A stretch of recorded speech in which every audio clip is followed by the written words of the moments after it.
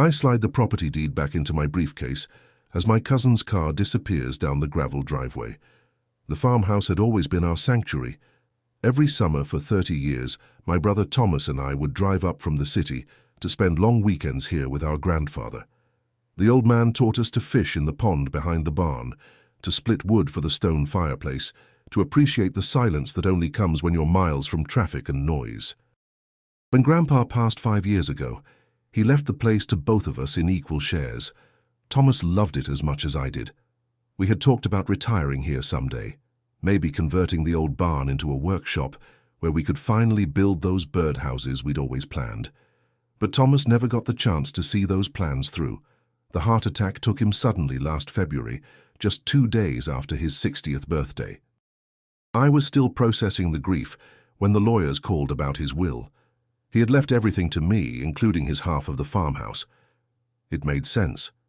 His ex-wife had remarried years ago, and his kids were grown with their own lives in California. I was the one who had maintained the place, paid for repairs, kept the taxes current. I was the one who understood what it meant.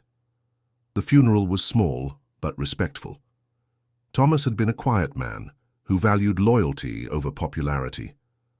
Our cousin Marcus showed up, of course, along with his wife Jennifer and their 2 teenage sons. Marcus had always been the family politician, the one who remembered every birthday and organized every reunion. He gave a moving eulogy about childhood memories and family bonds. He hugged me afterward and said all the right things about being there if I needed anything. I appreciated the gesture, though Marcus and I had never been particularly close. The weeks that followed blurred together in a haze of paperwork and solitude. I threw myself into work at the accounting firm, staying late to avoid going home to an empty house. The farmhouse sat vacant through the spring, too heavy with memories for me to visit alone. But as summer approached, I felt the familiar pull. Thomas would have wanted me to keep coming here, to keep the place alive. The silence wouldn't feel so oppressive once I learned to fill it with new routines. I had planned to spend the Memorial Day weekend there, just me and some overdue maintenance projects. The drive up had felt different without Thomas in the passenger seat, but peaceful in its own way. I was looking forward to clearing my head and maybe starting to heal. The farmhouse welcomed me with its familiar creaks and the smell of old wood. I had forgotten how much I needed this place. That peaceful feeling lasted exactly 3 hours, until Marcus showed up unannounced with his family in tow. They arrived like they owned the place, parking their SUV right in front of the porch where I always parked. The boys immediately ran toward the pond while Jennifer started unloading coolers and overnight bags. Marcus walked up to me with that politician's smile, the one that never quite reached his eyes. He explained they had decided to spend the weekend here too, since the weather was so perfect, and the boys were excited to go fishing. It was family property after all, and we should stick together during this difficult time. I felt the first cold touch of something wrong, but I pushed it aside. Maybe Marcus was right. Maybe being here with family would help both of us process Thomas's absence. I helped them carry their things inside and tried to convince myself that sharing the space might actually be healing. The farmhouse was certainly big enough for all of us, with 4 bedrooms and plenty of common areas. We could make it work. But the weekend felt off from the start. Marcus and Jennifer moved through the house like they were cataloging everything, making comments about the old furniture and the outdated kitchen.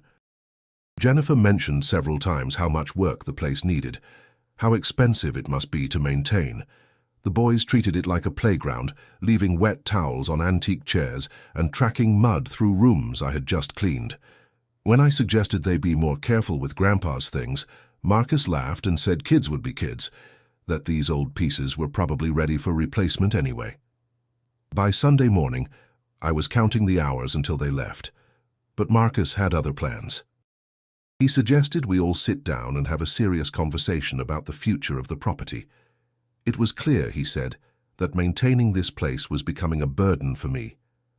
I was getting older, still grieving, probably not thinking clearly about practical matters. The responsible thing would be to sell it and split the proceeds among the extended family.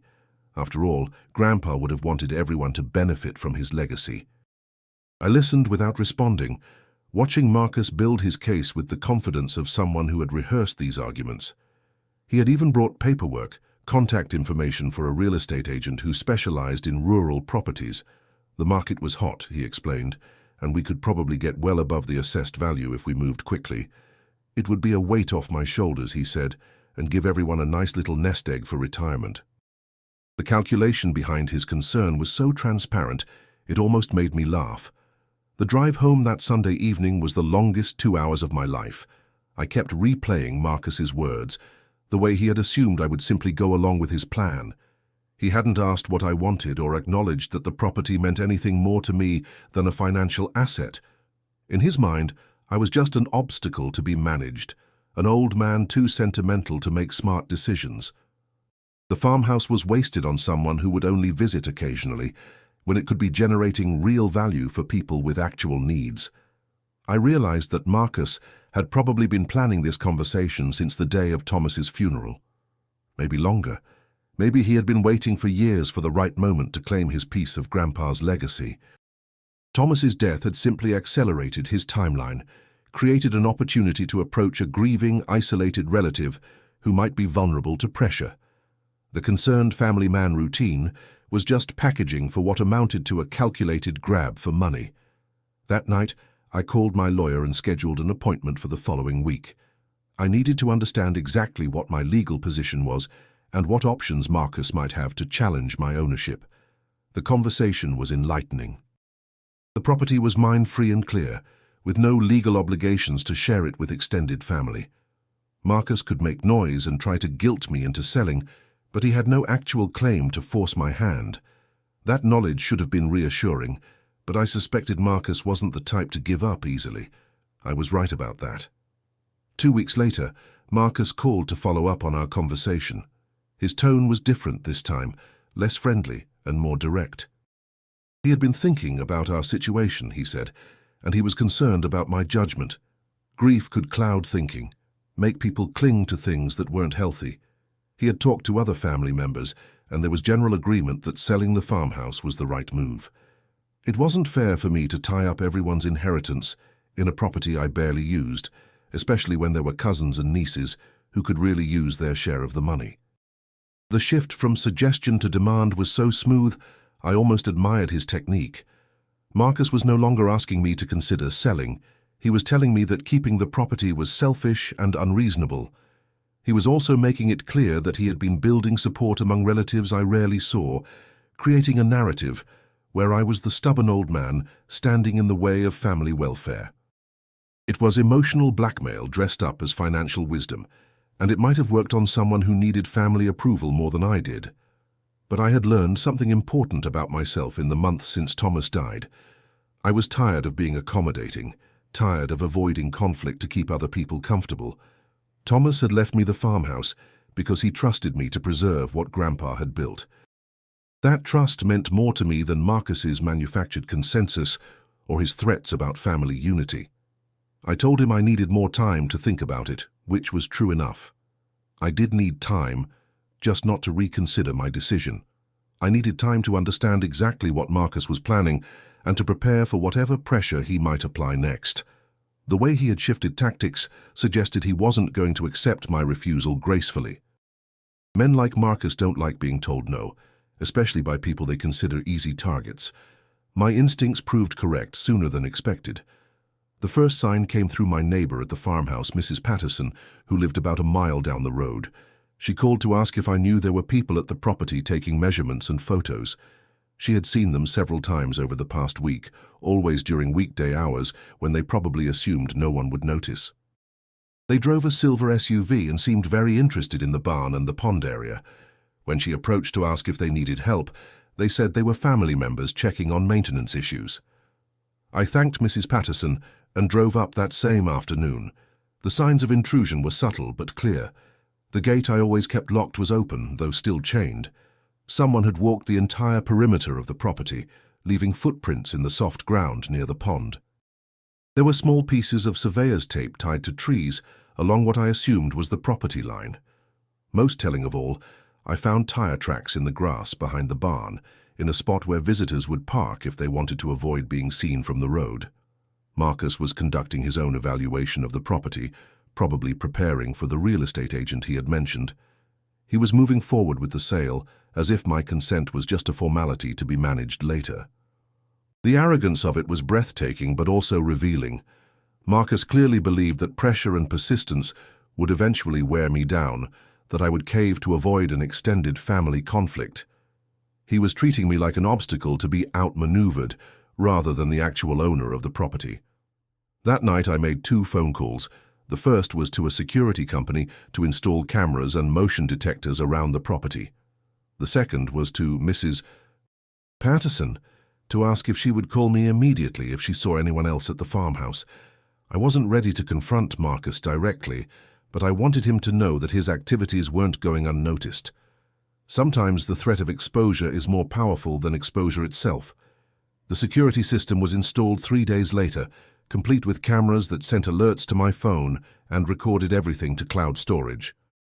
I also changed the locks and installed a more serious gate across the driveway. If Marcus wanted to continue his unauthorized visits, he would have to work harder and take greater risks. More importantly, I would have documentation of any trespassing or property damage. I didn't have to wait long for results. The very next week, my phone buzzed with a motion alert at 2 in the afternoon. The camera showed Marcus and another man I didn't recognize walking around the farmhouse, trying doors and windows. They spent over an hour on the property, taking photos and making notes. The other man appeared to be measuring rooms through windows and estimating the square footage of outbuildings. It was clearly a professional assessment, probably for insurance or appraisal purposes. When they realized the doors were locked and the security cameras were recording, Marcus looked directly into one of the cameras and shook his head. His expression wasn't angry or embarrassed. It was disappointed, like I was a child who had failed to follow simple instructions. He pulled out his phone and made a call, probably to complain about my unreasonable behavior to whoever was listening. Then they got back in their car and left, but not before the other man took several more photos from the driveway. That evening Marcus called me again. This time there was no pretense of family concern or gentle persuasion. He was angry that I had changed the locks and installed cameras, treating family members like criminals. The property belonged to all of us in spirit, he said, even if the legal paperwork didn't reflect that reality. Grandpa would be disappointed to see how selfish I had become, how willing I was to divide the family over money. He had already spoken to a lawyer about options for contesting Thomas's will, and there might be grounds to argue that I had exerted undue influence over my grieving brother. The threat was empty and we both knew it, but Marcus was escalating because his original plan wasn't working. He had expected me to fold under social pressure, to prioritize family harmony over my own interests. Instead, I was fighting back, making it clear that I wouldn't be bullied or manipulated into giving up something that mattered to me. That resistance was forcing him to show his true colors, to abandon the concerned cousin routine for more direct intimidation. I let him finish his speech without interrupting, then calmly explained that the property was mine by law and would remain mine until I decided otherwise. If he continued to trespass, I would call the police and press charges. If he wanted to challenge the will in court, he was welcome to waste his money on legal fees, but he should understand that he had no case and no standing. And if he continued to harass me or spread lies about my character, I would consider that defamation and respond accordingly. The silence on the other end of the line lasted almost 30 seconds. When Marcus finally spoke, his voice was cold and controlled. He said I was making a serious mistake, that I was underestimating how much support he had within the family. There were cousins and in-laws who remembered how good Grandpa had been to me over the years, how much he had invested in my education and career. It wasn't right for one person to inherit everything while others got nothing, especially when that person was childless and had no one to pass it on to. He was playing his trump card now, the argument that would resonate with anyone who felt entitled to a piece of Grandpa's estate. It was a clever strategy, reframing my legal ownership as moral theft, my childlessness as proof that I didn't deserve to control family assets. Marcus was building a narrative where keeping the farmhouse was selfish, not just toward him, but toward an entire network of relatives who had equal claim to Grandpa's legacy. The problem with his argument was that it ignored everything Grandpa had actually said and done while he was alive. The old man had been very clear about his intentions, both in his will and in countless conversations over the years. He left the farmhouse to Thomas and me because we were the ones who loved it, who maintained it, who understood what it represented. He had watched other relatives visit occasionally and treat it like a free vacation rental, leaving messes and showing no real appreciation for the place itself. Grandpa had seen Marcus's true nature long before I had, and he had structured his estate accordingly. The farmhouse went to the people who would preserve it. Everything else was distributed among the extended family, according to their relationships with him and their demonstrated character. Marcus had received a generous cash bequest, enough to fund his son's college educations. But Grandpa hadn't trusted him with the property, and time was proving that instinct correct. Still, Marcus's threats about family unity weren't entirely empty. He did have influence with relatives I rarely saw, people who might be willing to believe that I was being unreasonable or greedy. Family dynamics are complicated, and it's always easier to blame the person who says no than to examine the motives of the person making demands. If Marcus could convince enough people that I was the problem, he might be able to create real social pressure that would make family gatherings uncomfortable for years to come. But as I thought about it more, I realized that threat didn't bother me as much as Marcus probably hoped it would. The relatives who might turn against me were mostly people I saw once or twice a year at weddings and funerals. They didn't know me well enough to judge my character, and they didn't care about the farmhouse enough to understand why preserving it mattered. If maintaining their good opinion meant giving up something precious to appease Marcus's greed, then their opinion wasn't worth having. The people who really knew me, who understood my relationship with Thomas and Grandpa, would see through Marcus's manipulation. They would recognize that this was about money and control, not family harmony or moral principle. And even if I ended up isolated from some extended family members, I would still have the farmhouse and the peace that came with standing up for what was right. Sometimes the cost of integrity is loneliness, but the cost of compromise is much higher. 3 weeks passed without any contact from Marcus, and I started to hope that my firm response had ended his campaign. The security cameras showed no further intrusions, and Mrs. Patterson reported that the silver SUV hadn't been back. Maybe Marcus had realized that intimidation wouldn't work and had moved on to easier targets.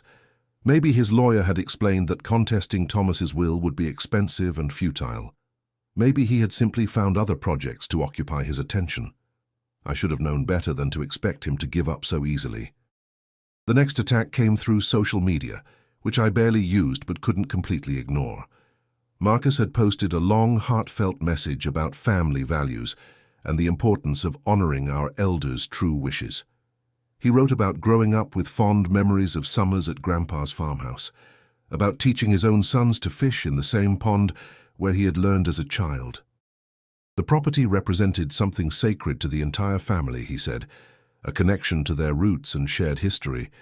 But now there was a conflict over the future of this special place. One family member was insisting on keeping it all for himself, even though others had equally valid claims and memories. It was a difficult situation that was causing real pain and division within the family. Marcus wasn't naming names, but anyone who knew our family situation would understand exactly who he was talking about. He ended with a request for prayers and support during this challenging time. The post was masterfully crafted, presenting Marcus as the reasonable party trying to preserve family unity, while I was the greedy relative causing problems. Several cousins and in-laws had already commented with supportive messages, expressing sympathy for Marcus's situation and disappointment in whoever was being so selfish. A few mentioned their own memories of the farmhouse and how sad it would be if one person's stubbornness prevented future generations from experiencing that special place. Marcus was turning my legal ownership of the property into a public relations battle, and he was winning. Social media favors emotional appeals over legal technicalities, and Marcus understood how to frame the narrative in his favor. He was the family man fighting for his children's heritage, while I was the childless old bachelor hoarding resources that should be shared. The fact that I was completely within my rights didn't matter if enough people believed I was being morally wrong. I could have responded with my own post, explaining the actual facts about Grandpa's intentions and Marcus's behavior. I could have pointed out that he had never shown any real interest in the farmhouse until it became clear he couldn't profit from it. I could have shared the security footage of him trespassing and conducting unauthorized evaluations, but engaging in that kind of public argument would only escalate the conflict and give Marcus more opportunities to play the victim. Instead, I decided to let him have his social media victory while I focused on more substantive matters. Marcus could control the narrative online, but he couldn't change the legal reality of who owned the property. His posts might win him sympathy and support, but they wouldn't give him any actual power over the farmhouse.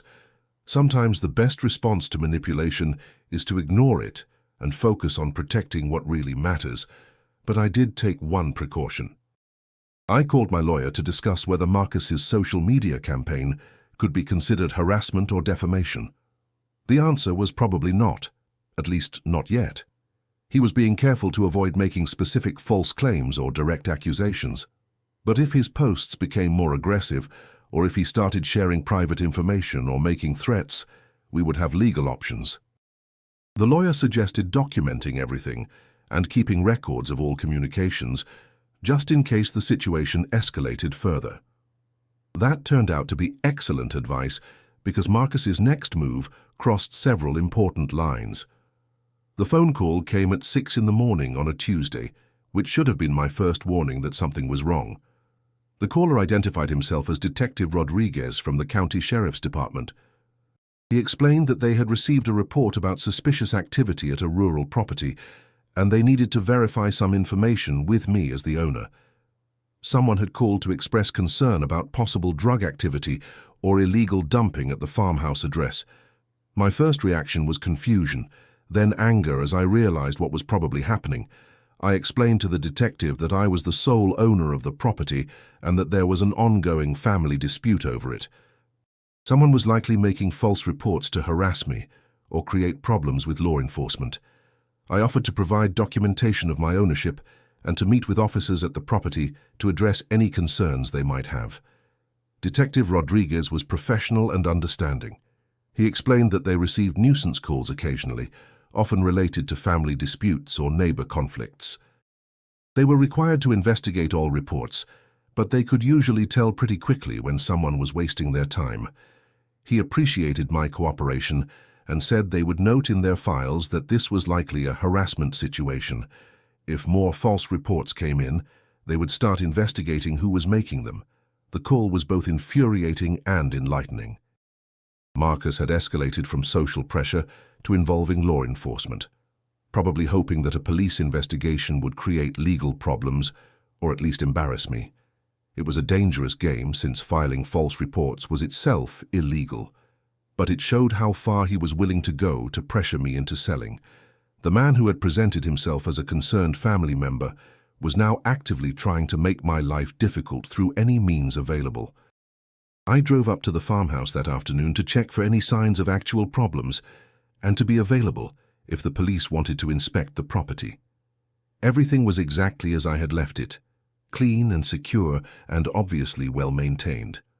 The security cameras showed no unusual activity beyond the normal wildlife and occasional delivery truck.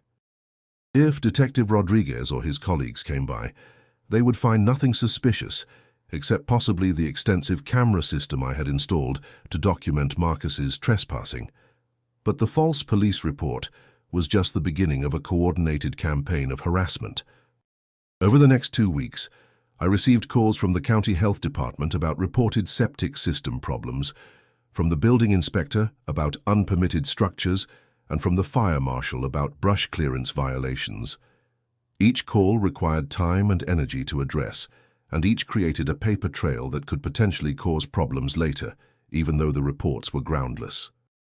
Marcus was weaponizing the bureaucracy, using government agencies to create pressure and expense that he hoped would make me reconsider keeping the property.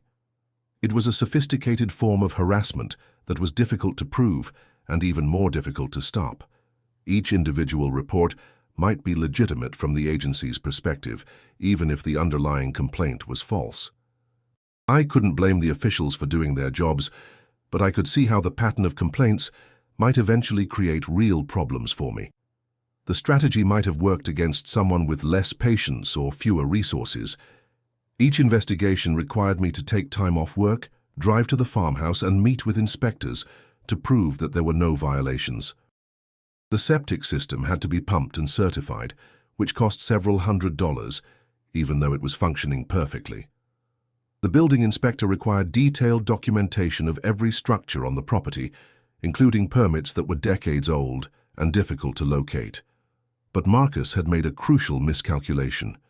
Each false report created documentation that could eventually be traced back to him. More importantly, the pattern of harassment was so obvious and systematic that it actually strengthened my legal position if I decided to pursue charges. Detective Rodriguez had already indicated that multiple false reports would trigger an investigation into who was making them. Marcus was building a case against himself while trying to build one against me. I began keeping detailed records of every call, every inspection, and every expense related to Marcus's campaign. My lawyer suggested that we could eventually seek damages for harassment and interference with my property rights, especially if we could prove that Marcus was coordinating the false reports. It would be a civil matter rather than criminal, but it would give us leverage if the harassment continued or escalated further. The opportunity to use that leverage came sooner than expected, and from a source I hadn't anticipated. Jennifer called me on a Thursday evening, something that had never happened before. She sounded nervous and apologetic, very different from the confident woman who had helped inventory my farmhouse a few months earlier. She said she needed to talk to me about Marcus and the situation with the property, but she didn't want to discuss it over the phone. Could we meet somewhere private where we could speak freely? My first instinct was to refuse. Jennifer was Marcus's wife and partner, and this could easily be another manipulation tactic designed to get information or create new pressure. But something in her tone suggested genuine distress, and I was curious enough about what she might reveal to take the risk. We agreed to meet at a coffee shop in a town halfway between our homes, somewhere neither of us was likely to encounter anyone we knew. Jennifer arrived looking tired and worried, very different from the composed woman I remembered. She ordered a large coffee and sat down across from me with obvious reluctance. For several minutes she just stirred her drink and avoided eye contact, clearly struggling with whatever she had come to say. Finally, she took a deep breath and started talking. Marcus's obsession with the farmhouse was destroying their marriage, she said. It had started a simple frustration that he hadn't inherited anything from Grandpa beyond the cash bequest, but it had grown into something much more consuming. He spent hours every day researching property law, talking to lawyers, and planning new strategies to pressure me into selling. He had convinced himself that the farmhouse was rightfully his and that I was stealing his children's inheritance through legal technicalities. But Jennifer had begun to see a different side of the situation. She had been there when Marcus made some of those false reports to government agencies. She had watched him manipulate relatives through social media and coordinate what amounted to a harassment campaign against someone who had never done anything wrong. The man she had married was not the kind of person who would wage psychological warfare against a grieving relative. But that's exactly what he had become. The breaking point had come when Marcus started talking about more extreme measures. He had contacted a private investigator about finding dirt on me that could be used to force a sale. He had researched adverse possession laws to see if there was any way to claim squatters' rights on the property. Most disturbing of all, he had begun talking about ways to make the farmhouse uninhabitable or financially unsustainable, possibly through vandalism or continued false reports that would eventually trigger real legal problems. Jennifer was scared that Marcus was losing touch with reality and ethical boundaries. She was also terrified that his increasingly aggressive tactics would eventually lead to criminal charges that would destroy their family's reputation and financial security. She couldn't be part of what he was planning, but she also couldn't stop him through normal means. He had become convinced that everyone was against him and that extreme measures were justified to protect his family's interests. She was telling me this, she said, because she hoped I might be willing to find some compromise that would satisfy Marcus without rewarding his bad behavior. Maybe I could sell him a small portion of the property, or give him some role in managing it, or provide some other face-saving solution that would let him back down from the increasingly dangerous path he was following. She knew it wasn't fair to ask me to accommodate someone who had been harassing me, but she was desperate to prevent her husband from destroying himself. I listened to Jennifer's plea with mixed emotions. On one hand, I appreciated her courage in coming forward and her obvious distress about Marcus's behavior. It took integrity to admit that your spouse was in the wrong and to seek a solution that didn't simply reward his misconduct. On the other hand, her suggested compromises would still give Marcus exactly what he wanted, just through a different mechanism than outright intimidation.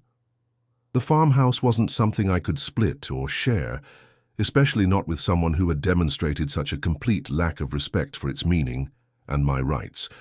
Any compromise that gave Marcus control or financial benefit would validate his tactics and encourage him to use similar approaches in future conflicts.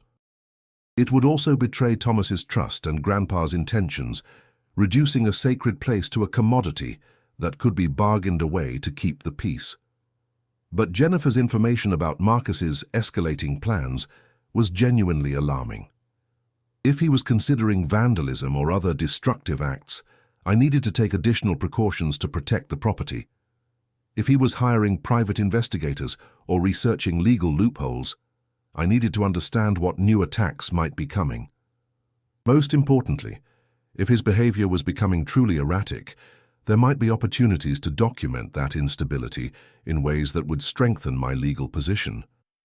I thanked Jennifer for her honesty and courage and assured her that I understood how difficult the situation must be for her family, but I also made it clear that I couldn't reward Marcus's harassment with any form of compromise or concession.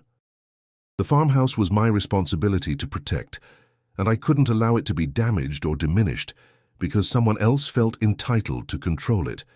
If Marcus continued his campaign of harassment, I would continue to defend myself through legal means. Jennifer nodded sadly and said she had expected that response, but she had hoped there might be some way to find middle ground. She asked me to at least consider whether there was anything I could do to help Marcus save face, some gesture that might allow him to step back from the conflict without feeling completely defeated. She was worried that his pride and his investment in this fight had reached a point where he couldn't back down even if he wanted to. That conversation gave me a new perspective on the situation. Marcus wasn't just greedy or manipulative. He was genuinely convinced that he was fighting for something important, something that had been unfairly taken from him. That conviction was driving increasingly irrational behavior, but it also made him predictable in some ways. He would continue escalating until either he achieved his goal or he suffered consequences serious enough to force him to reconsider. Since I had no intention of giving him what he wanted, the only remaining question was what form those consequences would take. I could continue defending passively, documenting his harassment and responding to each new attack as it came, or I could take a more active approach, using the information Jennifer had provided to anticipate his moves and potentially catch him in more serious misconduct that would have legal ramifications. The decision was made for me 2 days later, when the security cameras at the farmhouse recorded Marcus and 2 other men attempting to break into the barn at 3 in the morning. The motion alert woke me from a sound sleep, and I watched in real time as Marcus directed his companions to try various windows and doors on the outbuildings. They had come prepared with tools and flashlights, clearly intending to search for something or plant evidence that could be used against me. When they couldn't get into the barn through normal means, one of the men produced a crowbar and began working on the door frame. I was already dialing 911 when the barn door finally gave way and all 3 men disappeared inside. The dispatcher was professional and responsive, sending a patrol unit immediately when I explained that I had live video of people breaking into buildings on my property. I provided the address and assured them that I was not on the premises, so there was no immediate danger to anyone except possibly the intruders. The next 20 minutes were the longest of my life. I watched through the camera feed as Marcus and his companions moved through the barn with flashlights, obviously searching for something specific. They appeared to be taking photos and possibly planting items in various locations. When they finally emerged, they spent several more minutes trying to repair the damage to the door, probably hoping to conceal evidence of the break-in. But they had waited too long. The patrol unit arrived just as they were loading their tools back into Marcus's SUV. I watched through the cameras as officers approached with flashlights drawn, ordering the men to stop and put their hands where they could be seen. Marcus tried to run toward the woods behind the barn, but he was overweight and out of shape, and the officer caught him easily. Within minutes, all three men were in handcuffs. The charges were serious: criminal trespass, breaking and entering, and burglary. The fact that they had brought tools and appeared to be planting evidence might add additional charges related to tampering or fraud. Most importantly, the entire incident was recorded in high-definition video that left no room for alternative explanations or claims of misunderstanding. Marcus had finally crossed the line from harassment to felony criminal behavior. I drove to the farmhouse immediately to meet with investigators and provide access to the security footage. Detective Rodriguez was among the responding officers, and he remembered our earlier conversation about harassment and false reports. The pattern of escalating behavior was now complete, from social pressure to false complaints to actual criminal acts. Marcus had built an ironclad case against himself while trying to build one against me. The search of the barn revealed exactly what I had suspected. Marcus and his companions had planted bags of what appeared to be illegal drugs in several locations, probably hoping to discover them later and call in another report to law enforcement. They had also photographed various items and areas of the barn, possibly planning to claim that I was storing stolen goods or conducting illegal activities. It was an elaborate frame-up that would have been difficult to disprove if I hadn't had video evidence of them planting the materials. The irony was perfect. Marcus had spent months trying to create legal problems for me through false reports and harassment, but he had ended up creating serious legal problems for himself through documented criminal behavior. The farmhouse he had wanted to force me to sell would now be completely secure, since he would be facing jail time and civil liability that would keep him busy for years to come. Detective Rodriguez explained that the district attorney would almost certainly prosecute all three men, especially given the premeditation and sophistication of their scheme.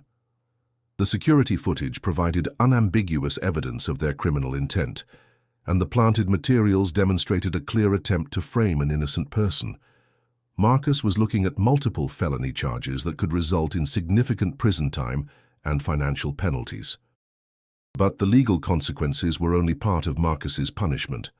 The arrest report would become public record, and his elaborate scheme to steal family property through fraud and intimidation would be exposed to everyone who had supported him on social media. The relatives who had criticized me for being selfish would learn that Marcus had been willing to commit serious crimes to get what he wanted. His reputation and credibility would be destroyed, along with any influence he might have had within the extended family. Jennifer's worst fears had come true, but not in the way she had expected. Marcus's obsession with the farmhouse had indeed destroyed their family's reputation and financial security, but not because I had been unreasonable or uncompromising. It had happened because Marcus had chosen to escalate a legal dispute into criminal behavior, and because his sense of entitlement had blinded him to the consequences of his actions. The preliminary hearing was scheduled for 6 weeks later, giving me time to process everything that had happened and to begin planning for the future. The farmhouse was finally secure, protected not just by legal ownership, but by the documented criminality of the person who had tried to take it from me. Marcus would be dealing with legal problems for years to come, and he would never again be in a position to threaten or harass anyone over property disputes. I spent that weekend at the farmhouse, the first peaceful visit I had enjoyed in months. The barn door had been repaired and reinforced, and additional security measures had been installed to prevent any future intrusions. But more importantly, the psychological pressure that had shadowed every visit was gone. Marcus's arrest had ended his campaign of harassment and vindicated my decision to stand firm against his manipulation. Walking through the rooms where Thomas and I had planned our retirement, I felt a deep sense of satisfaction that had nothing to do with revenge or victory. I had protected something precious against someone who would have destroyed it for money, and I had done so without compromising my principles or stooping to his level. The farmhouse remained exactly what Grandpa and Thomas had intended it to be, a sanctuary for people who understood its real value. The pond behind the barn reflected the afternoon sun like a mirror, just as it had during all those summer visits with Thomas and Grandpa. The old men were gone, but their legacy was secure. The place they had loved would continue to exist for future generations who deserved it, protected from those who saw only dollar signs where others saw sacred ground. Marcus had been wrong about many things, but he had been especially wrong about one crucial point. The farmhouse did belong to family, but not to him. It belonged to the family that respected it, preserved it, and understood what it meant. That family had always been small, but it was strong enough to defend what mattered when defense was required. Sometimes the most important victories are the quiet ones, where justice emerges not from violence or revenge, but from simply refusing to let evil triumph over good. The sun was setting behind the old oak tree when I locked the farmhouse and started the drive back to the city. But for the first time in months I knew I would be back soon, and that when I returned, it would be to continue building the life that Thomas and I had dreamed of, rather than defending it from those who would destroy it. The trial proceeded exactly as Detective Rodriguez had predicted. Marcus's lawyer attempted to negotiate a plea bargain, but the district attorney was unwilling to reduce charges on such a clear-cut case of premeditated fraud. The security footage left no room for alternative interpretations, and the planted evidence demonstrated criminal intent that couldn't be explained away as a misunderstanding or family dispute gone wrong. Marcus ultimately pleaded guilty to avoid a lengthy trial that would have only increased his exposure and legal costs. He received 18 months in prison, 3 years of probation, and a substantial fine that would drain most of his savings. His 2 accomplices, who had less extensive criminal histories, received lighter sentences but still faced jail time and permanent criminal records. The civil restitution I was awarded would cover all my legal costs and security upgrades, with enough left over to fund the renovations Thomas and I had always planned. But the most satisfying outcome wasn't financial or legal. It was the complete vindication of my decision to stand firm against Marcus's manipulation. Every relative who had criticized me on social media or supported his narrative about family unity was forced to confront the reality of what he had been willing to do. The man they had seen as a reasonable family advocate had revealed himself to be someone capable of serious criminal behavior when his demands weren't met. Jennifer filed for divorce 6 months after Marcus's conviction, taking their sons and moving across the country to start fresh somewhere Marcus's reputation couldn't follow them. She sent me a brief note apologizing for her husband's actions and thanking me for not pressing additional charges that could have made his sentence even more severe. She hoped, she said, that someday her boys would understand why their mother had left their father, and that they wouldn't judge all of their extended family by his mistakes. The farmhouse became my refuge during Marcus's trial and its aftermath. I spent most weekends there, finally beginning the projects Thomas and I had planned. The barn was converted into a workshop, where I built birdhouses and small furniture pieces, finding peace in working with my hands after decades of dealing with numbers and spreadsheets. The pond was restocked with fish, and I learned to appreciate the solitude that fishing provided, even when the fish weren't biting. But the most meaningful change was internal. The months of defending the farmhouse had taught me something important about the difference between being accommodating and being weak. For most of my adult life, I had avoided conflict by giving in to more aggressive personalities, believing that compromise was always better than confrontation. Marcus's harassment had forced me to discover that some things are worth fighting for, and that standing up to bullies often requires more courage than giving in to them. The extended family dynamic settled into a new equilibrium over the following year. The relatives who had supported Marcus gradually realized that their position had been based on incomplete information and emotional manipulation rather than facts. Most of them eventually reached out to apologize, though a few remained distant out of embarrassment about their earlier criticism. I found that I didn't particularly care about rebuilding those relationships. The people worth knowing had either supported me from the beginning or been willing to admit their mistakes once the truth came out.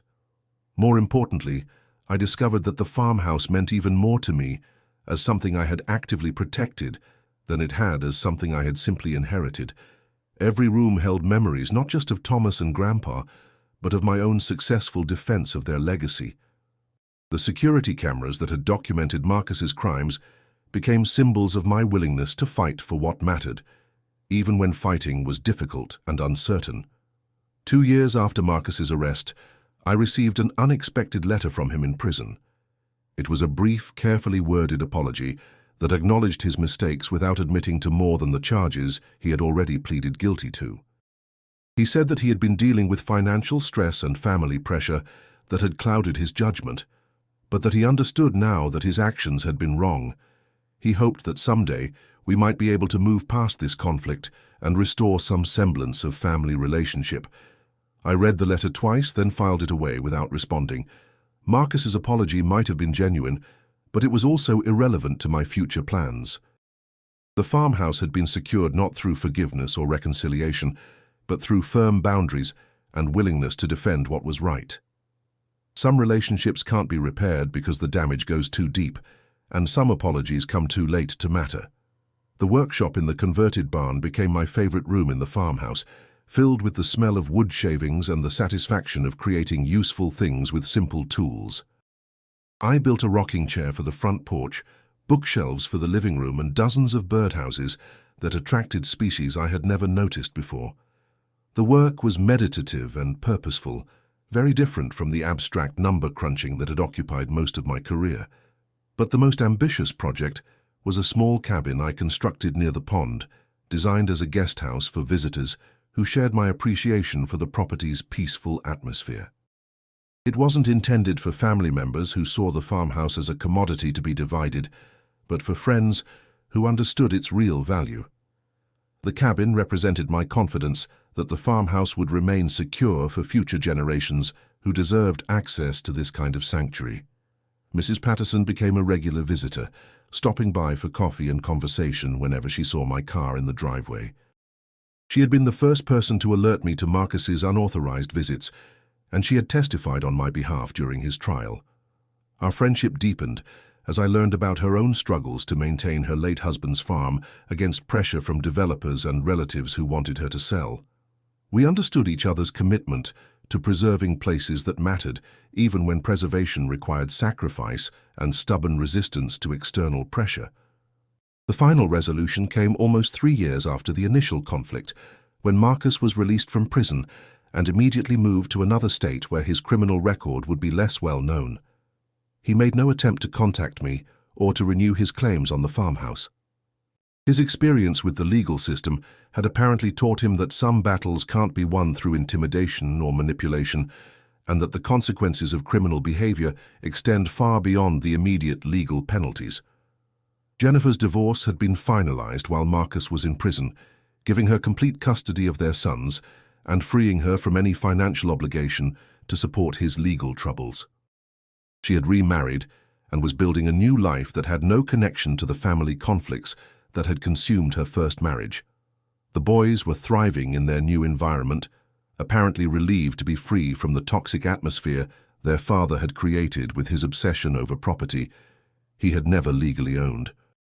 The last I heard, Marcus was working in a warehouse and living in a small apartment, his dreams of easy money from family property replaced by the reality of rebuilding a life destroyed by his own poor choices. His social media accounts had been deleted, his extended family relationships had been severed, and his reputation had been permanently damaged by his criminal conviction. The man who had believed he deserved more than what he had legally inherited had ended up with far less than what he had started with. Standing on the porch of the farmhouse on a clear autumn evening, watching the sun set behind the hills that Grandpa had loved so much, I felt a deep satisfaction that had nothing to do with Marcus's downfall. The real victory wasn't his punishment, but the preservation of something beautiful and meaningful that would continue to exist long after both of us were gone. The farmhouse had survived not just his attack, but the test of whether it would be defended by someone willing to fight for what was right. Thomas would have been proud, I thought, not just of the outcome, but of the way it had been achieved. We had never been men who sought conflict or confrontation, But we had both understood that some things are worth defending regardless of the personal cost. The farmhouse was one of those things, and it would remain secure for anyone who approached it with the respect and appreciation it deserved. The pond reflected the last light of day like a mirror, just as it had for decades before this conflict began, and would for decades after it was forgotten. Marcus had been wrong about many things, but he had been most wrong about believing that legal ownership could be overcome through pressure and intimidation. Some victories belong to those who are willing to wait, to document everything, and to trust that justice will eventually prevail over greed. The farmhouse was finally, truly, and permanently mine.